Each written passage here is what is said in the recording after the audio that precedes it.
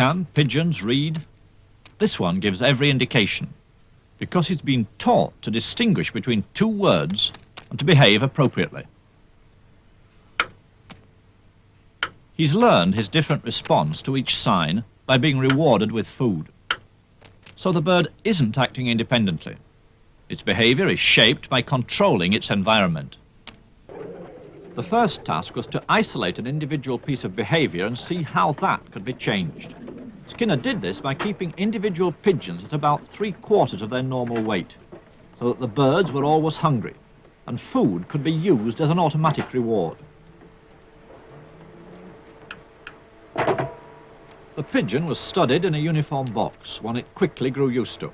One piece of behavior, pecking a coloured disc, was measured on a graph.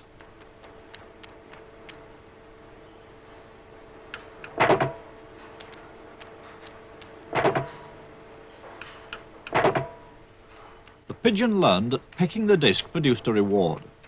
Then the behavior of pecking could be studied in relation to how often that reward was offered, or in Skinner's terms, what was the schedule of reinforcement.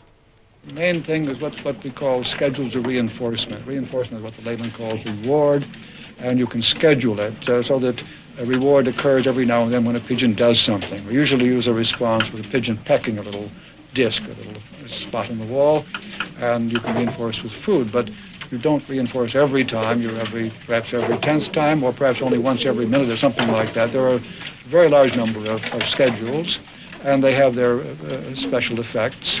And there is a good example of how you can move from the pigeon to the human case, because one of the schedules which is very effective with rats or pigeons is what we call the variable ratio schedule, and that is at the heart of all gambling devices, and has the same effect. The pigeon can become a pathological gambler just as a person can.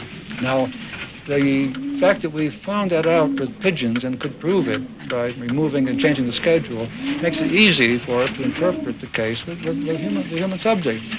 We don't say that the human subject gambles to punish himself, as the Freudians might say, or gambles because he feels excited when he does so. Nothing of the sort. People gamble because of the schedule of the reinforcement that follows, and this is true of all gambling systems. They all have variable ratios built into them. So what we've learned from the pigeon, it made it possible to interpret this vast field very effectively.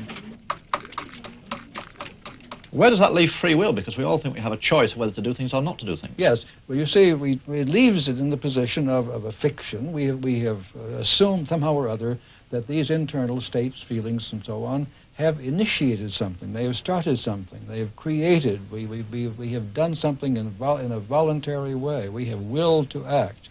If you now look at the actual history, we find that there are external reasons why this has happened. In other words, by discovering the causes of behavior, we can dispose of the imagined internal cause.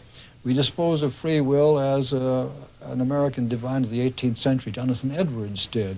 He said, we believe in free will because we know about our behavior, but not about its causes. And of course, it's the object of a science of behavior to discover causes. And once you have found those causes, there is less you need to attribute to an internal act or will, and eventually, I think, you need to attribute nothing to it.